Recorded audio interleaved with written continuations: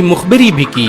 मुसलमानों ने ही अंग्रेजों के खिलाफ सबसे पहले हथियार उठाए। 1772 में शाह अब्दुल अजीज ने अंग्रेजों के खिलाफ फतवा देते हुए ऐलान किया कि अंग्रेजों की गुलामी हराम है और हर मुसलमान पर फर्ज है कि वो अपने मुल्क और देश की आजादी के लिए खुद को कुर्बान कर दे।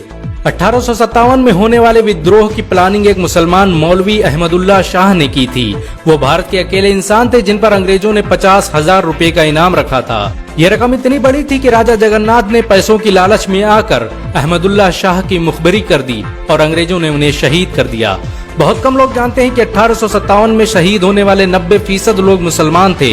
जालियांवाला बाग में जनरल डायर की गोलियों का निशाना बनने वाले अधिकतर लोग भी मुसलमान थे। भारत की आजादी का नेतृत्व करने वाले संगठन इंडियन नेशनल कांग्रेस के 9 से अधिक प्रेसिडेंट मुसलमान रहे।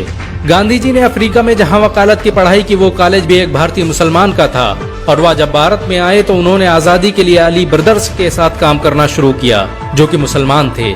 बहुत कम लोग जानते हैं कि 1921 में केरल के मुसलमानों द्वारा अंग्रेजों के खिलाफ लड़ी गई जंग में 3000 से अधिक मुसलमान शहीद हुए थे और 50,000 मुसलमानों के जेल में कैद कर दिया गया था। ये आंदोलन मोपला मुस्लिम आंदोलन के नाम से जाना जाता है। 1942 में शुरू हुए भारत छोड़ो आंदोलन की रूपरेखा मौलाना अबुल कलाम आजाद ने तैयार की थी। संविधान निर्माता डॉक्टर भीमराव अम्बेडकर को पहचान दिलाने में मुसलमानों का बड़ा योगदान रहा है। 1946 में जब भीमराव अम्बेडकर दलित होने की वजह से इलेक्शन हार गए तो बंगाल मुस्लिम लीग ने उन्हें मुस्लिम इलाके से इलेक्शन लड़ने की दावत दी। इस तरह भीमराव अम्बेडकर संविधान सभा का हिस्सा बन सके। अगर मुसलमान भीमराव अम्बेडकर को इलेक्शन न जिताते तो उन्हें कभी भारत के संविधान को लिखने का मौका न मिलता। भारत की आजादी के लिए सबसे ज्यादा लेख, शायरी, गीत और किताबें मुसलमानों ने ही लिखी। अल्लामा इकबाल के जरिए लिखा गया सारे जहां से अच्छा आज पूरे भारत में गाया जाता है। आपको ये जानकर शायद हैरानी होगी कि देश के लिए शहीद होने वाला पहला पत्रकार मौलाना मीर बाकर एक मुसलमान था। भारत की आजादी के लिए मुस्लिम राजाओं और महाराजाओं ने अपने खजाने खोल दिए। कोलकाता के हाजी उस्मान सईद ने अपना सब कुछ भारत की आजादी के लिए कुर्बान कर दिया।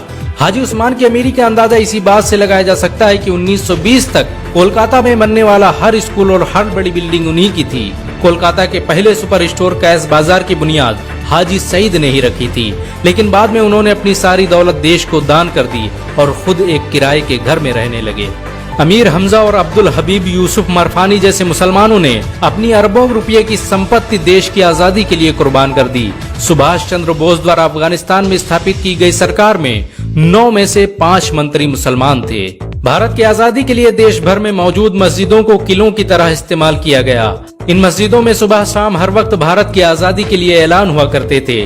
आजादी के वक्त कोई मस्जिद ऐसी नहीं थी जिसकी दीवारों पर मुसलमानों का खून न लगा हो।